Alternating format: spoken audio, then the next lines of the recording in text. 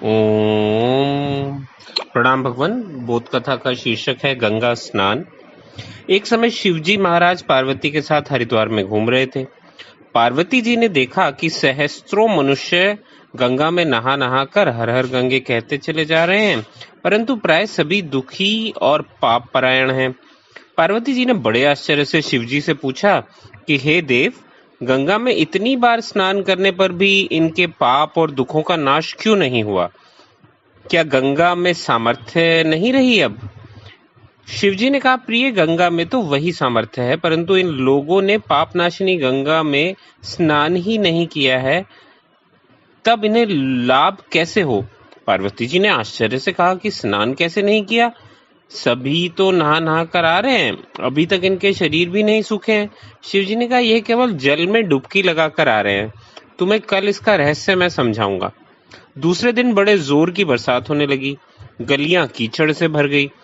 एक चौड़े रास्ते में गड्ढा था, चारों ओर लपटीला कीचड़ भर रहा था। शिवजी ने लीला से ही वृद्ध रूप धारण कर लिया और दीन विवश की तरह गड्ढे में जाकर ऐसे पड़ गए जैसे कोई मनुष्य चलता चलता गड्ढे में गिर पड़ा हो और निकलने की चेष्टा करने पर भी ना निकल पा रहा हो। पार्वती जी को उन्होंने यह समझाकर गड्ढे के पास बैठा दिया कि देखो, तुम लोगों को सुना सुनाकर यूं पुकारती रहो कि मेरे वृद्ध पति अकस्मात गड्ढे में गिर पड़े हैं, कोई पुण्य आत्मा इन्हें निकाल कर इनके प्राण बचाए और मुझ असहाय की सहायता करे। शिवजी ने यह और समझा दिया कि जब कोई गड्ढे में से मुझे निकालने को तैयार हो, तब इतना और कह देना कि भाई, मेरे पति सर्वथा निष्पाप हैं, इन्हें वही छुए जो स्वयं निष्पाप हो। यदि आप निष्पाप हैं तो इनके हाथ लगाइए, नहीं तो हाथ लगाते ही आप भस्म हो जाएंगे। पार्वती जी तथास्तु कहकर गड्ढे के किनारे बैठ गईं और आने जाने वालों को सुना सुनाकर शिवजी की सिखाई हुई बातें कहने लगी।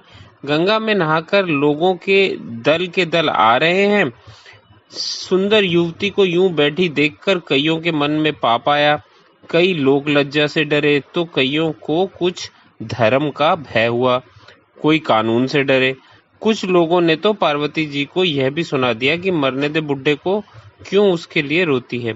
आगे और कुछ दयालु सच्चरित पुरुष थे। उन्होंने करुणावश ही युवती के पति को निकालना चाहा, परंतु पार्वती के वचन सुनकर वे भी रुक गए।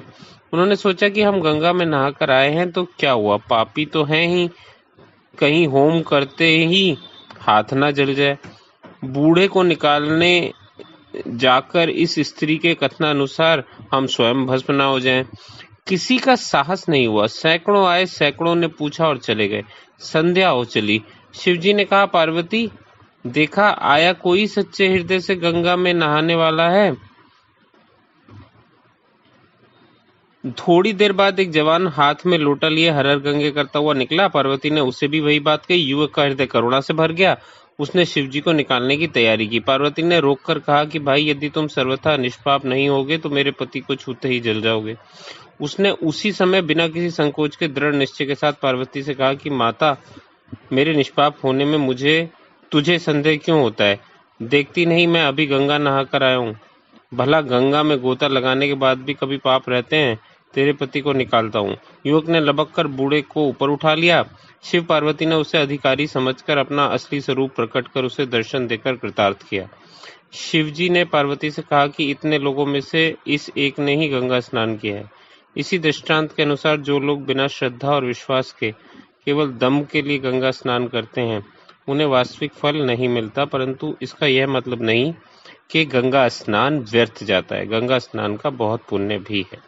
हर हर महादेव। तो इस तरह भगवान आज की ये बोध कथा गंगा स्नान यहीं पे समाप्त होती है। आज इतना ही। बहुत बहुत धन्यवाद।